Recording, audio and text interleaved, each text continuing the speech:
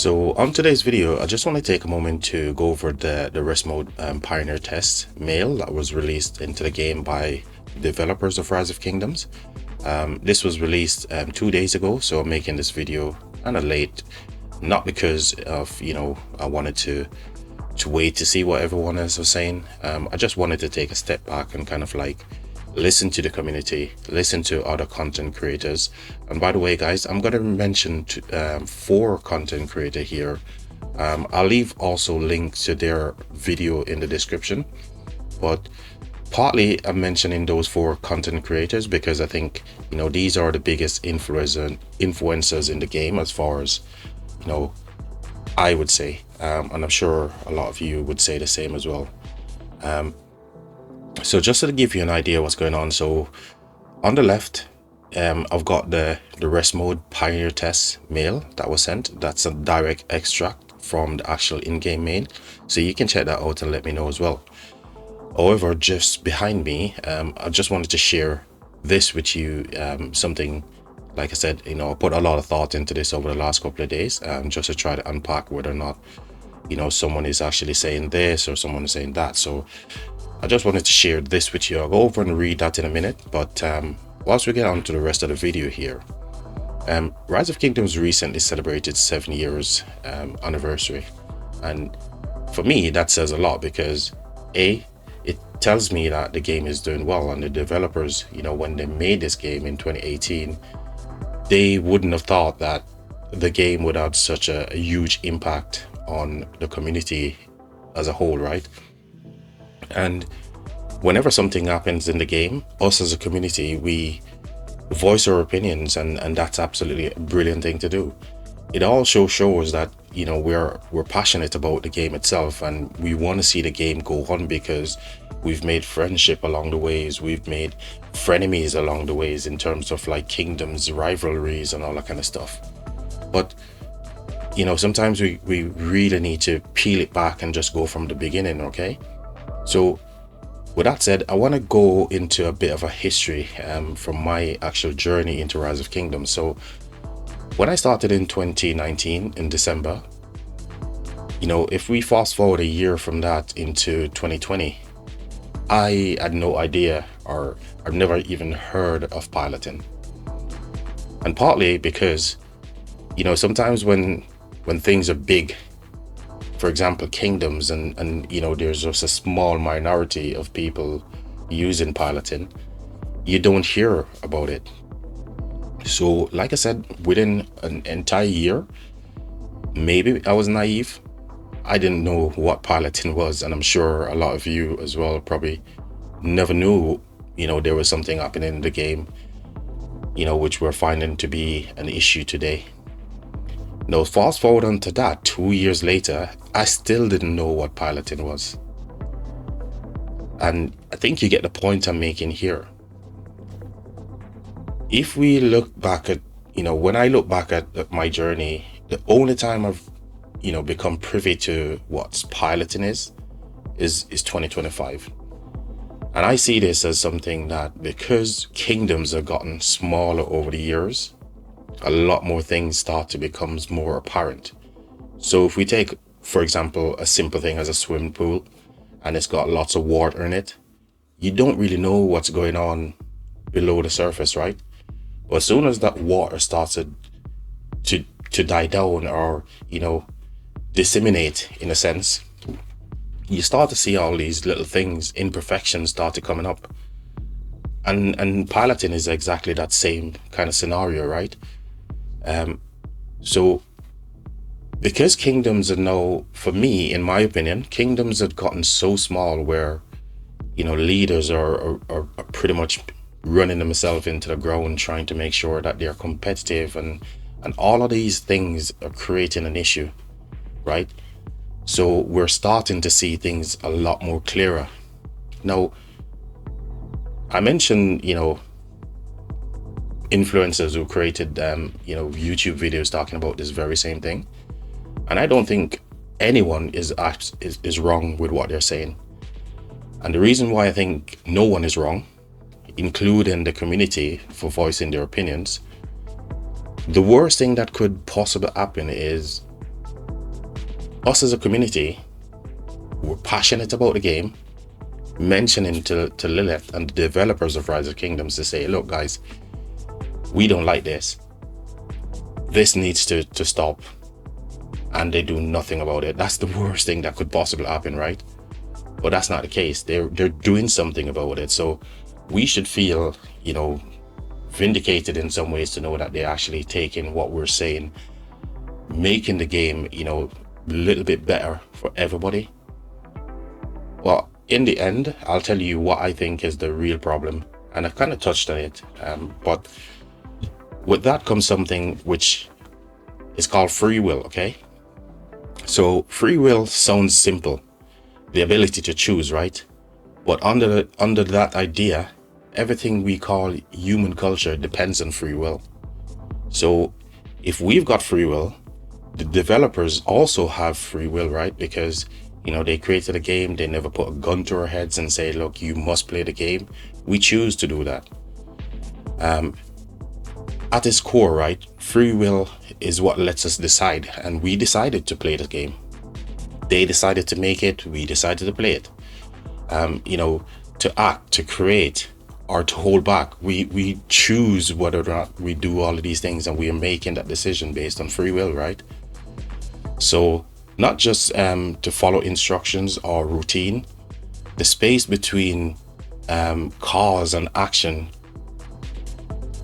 where we choose to live, is where humanity operates, and this is where we are today, and this is what the message and behind me. So the key takeaway here is maybe they're trying to protect us from ourselves, really, because we've gotten competitive to the point where we have to resort to things like this, piloting.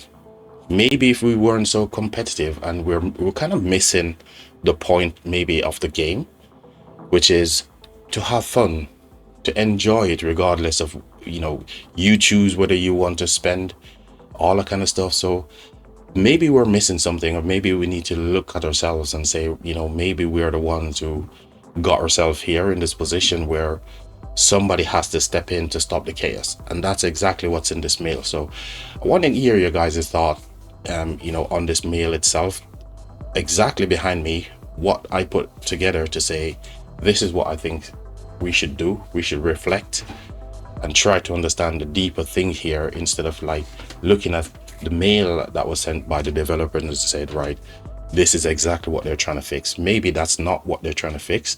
They're trying to fix something that could eventually break the game in the long term. So with that said, I've watched Chez's video, and again, I'll make sure to leave a link to those videos in the description as well, so you guys can check them out.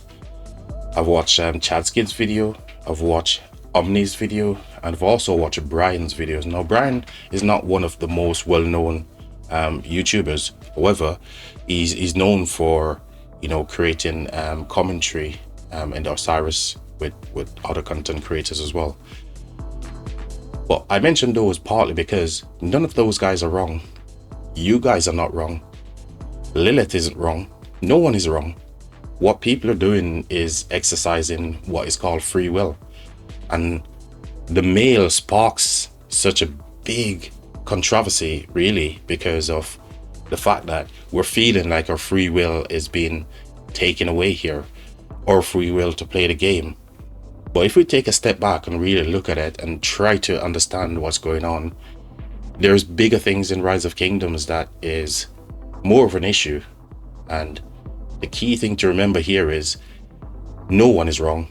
All of you guys are okay by saying what you need to say, making your voices heard.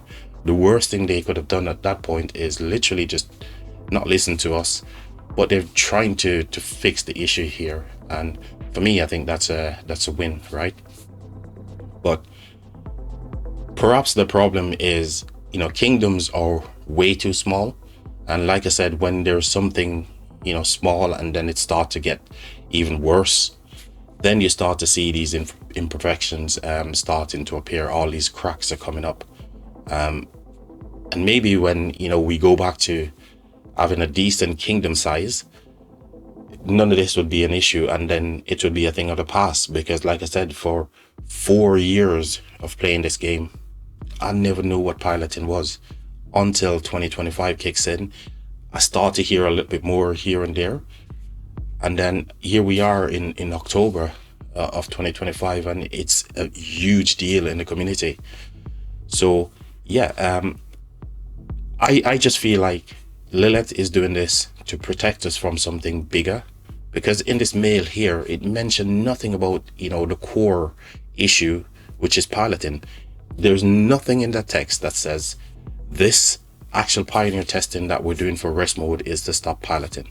Maybe Lilith understands that us as players in the game, we're breaking ourselves into a false sense of security, whereas we're literally just driving ourselves into the ground because we're so competitive, right? And they want to stop that chaos. They want to stop the game from dying. They want to stop people thinking that they need to spend money. No, they put all these stuff into the game not because they're forcing us to spend. And if we go back to free will, you know, we decide whether or not we spend. So they're not literally telling us, guys, here's bundles in the game, you need to go and spend on this. Here is a Zenith skin in the game, you need to go and spend thousands of dollars or pounds or whatever currency on it. We are the ones who decide, guys. And if we can remember that, in the end, free will isn't just a gift, right? It's the engine to everyone's humanity, or everything humanity has to offer, from strategy or a single player in Rise of Kingdoms to the progress of the world itself, right? So we just need to take a step back, listen to, you know, everyone else, also listen to what the developers are saying, because maybe there's a deeper issue that they're trying to solve here. And like I said, there's nothing in the rest mode pioneer test that indicates piloting is what they're trying to solve here. And I think that's the message I want to say. So if you guys find this useful, let me know what you think about you know, what I have to say about free will here. And just remember that, you know, beneath all of this chaos that's happening, Rise of Kingdoms also has their free will to exercise as well, just like we have. And I think the biggest thing that was sparking all the problems here is because players are feeling like that mail is saying, okay, you're restricting me, you're taking away some of my free will. And I think that's, you know, not the actual message that all of this is trying to convey from the developers. So you know, Rise of Kingdoms have celebrated now their 7th year anniversary, and that tells me that the game is absolutely doing well. You know, for me, they've made a really good game. Why am I saying that? Because they've tapped into something that is very unique, and that is our ability to be addicted to things. And this game is very addictive, and hence the reason why they may be trying to fix some of that, because addiction then leads to this crazy competitiveness that we have, and that can break the game. That competitive nature that we have can actually break the game, and maybe that's what they're trying to solve. What I would like to see, I'd like to see Rise of Kingdoms make Home Kingdom like a coalition system. For example, in KVKs right now, you can have up to 3-4 alliances within a coalition, right? And if they do that in the Home Kingdom, then everyone benefits. You as leaders, you can get to decide who goes into which alliances. So you get the picture of what I'm trying to paint here. Everybody benefits, and therefore we won't see this issue of piloting. It becomes a thing of the past again, because it's such a small, you know, minority of players who is actually using this.